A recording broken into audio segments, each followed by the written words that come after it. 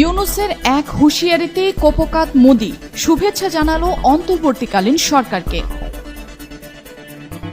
গেল কয়েকদিন আগেও ভারতের কথাতেই যেন চলত বাংলাদেশ, আর এই দেশের একজন নোবেল জয়ী ডক্টর মোহাম্মদ ইউনূসের কথাতেই যেন নড়ে চড়ে বসেছে ভারত সরকার। হুঁশ ফিরেছে নরেন্দ্র মোদির। যে মোদি হাসিনাকে তুরুপের তাস বানিয়ে আঙুলের ইশারায় চালাতো বাংলাদেশ, যার ইশারাতেই বাংলার মানুষ নিজেদের সম্পদ নিজেরাই ভোগ করতে পারত না, সেই সম্পদগুলো পেত ভারতবাসী। গত দুদিন আগেই ভারতীয় এক সংবাদ মাধ্যমে ডক্টর ইউনূসের সাক্ষাৎকার নেওয়া হয়েছিল। এতে সাংবাদিক প্রশ্ন করেন, আপনার দেশে এসব হচ্ছে, ঢাকায় নৈরাজ্য চলছে, এর কারণ কি?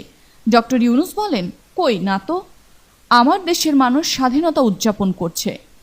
তখন সাংবাদিক বলেন, তাই বলে শেখ মুজিবুরের মূর্তি ভাঙবে? ডক্টর ইউনূস এর উত্তরে বলেন, দেখুন, এর জন্য শেখ হাসিনাই দায়ী। মুজিব কন্যার ক্ষমতার দাম্ভিকতা এবং রাজনৈতিক দুঃশাসন মানুষকে এতটাই অতিষ্ঠ করে তুলেছে যে তারা এগুলো করতে বাধ্য। তবে খুব শীঘ্রই এগুলো বন্ধ হয়ে যাবে, কারণ আমরা জনগণের অধিকার প্রতিষ্ঠা এবং আইনের সুশাসন নিশ্চিত করতে কাজ করে যাচ্ছি। বাংলাদেশকে অস্থিতিশীল করার কোনো চেষ্টা করা হলে ভারত, মায়ানমার এবং সেভেন সিস্টার্সও অক্ষত থাকবে না। আর এরপরই চুপসে যায় প্রশ্ন করা সাংবাদিক। তার প্রশ্নের মোড় তিনি অন্যদিকে ঘুরিয়ে নেন। ডক্টর ইউনূসের দেওয়া এক ইন্টারভিউতেই ভারত সরকার নড়ে চড়ে বসেছে যে কারণে, সেটি হলো উত্তর পূর্ব ভারত ভারতের এক ভৌগোলিক অঞ্চল এবং প্রশাসনিক বিভাগ।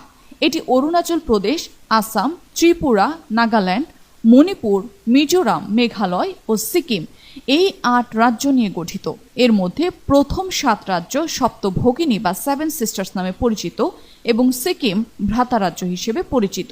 আর ম্যাপ অনুযায়ী এই সব অঞ্চলগুলো বাংলাদেশের একেবারে কাছেই এবং সেখানে বাংলা ভাষাভাষী অনেক মানুষই থাকেন, যে কারণে এই দাঙ্গা সহজেই ছড়িয়ে পড়তে পারে সেসব বাংলা ভাষাভাষী মানুষের মধ্যে। ডক্টর ইউনূসের এক কথার পরই নড়ে চড়ে বসেছেন মোদী সরকার। তারা এখন হাসিনার ভারতে থাকা নিয়ে শঙ্কা প্রকাশ করেছে। আসলে কি ভারতে হাসিনাকে রাখা সম্ভব কিনা, এই নিয়েও কথা বলছে মোদির মন্ত্রিপরিষদ।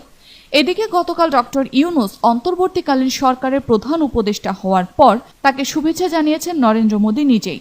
মাইক্রো ব্লগিং সাইট এক্সে নতুন প্রধান উপদেষ্টা ইউনূসের উদ্দেশ্যে মোদি বলেছেন, নতুন দায়িত্ব গ্রহণ করা প্রফেসর ইউনূসের প্রতি আমার শুভেচ্ছা। আশা করি স্থিতিশীলতা ফিরবে, হিন্দু ধর্মাবলম্বী সহ সকল সংখ্যালঘু সম্প্রদায়ের নিরাপত্তা নিশ্চিত হবে। তিনি আরও বলেছেন, ভারত বাংলাদেশের সঙ্গে কাজ করার প্রতিশ্রুতি, উভয় দেশের নাগরিকের শান্তি ও নিরাপত্তা উন্নয়নের আকাঙ্ক্ষার প্রতি বদ্ধ।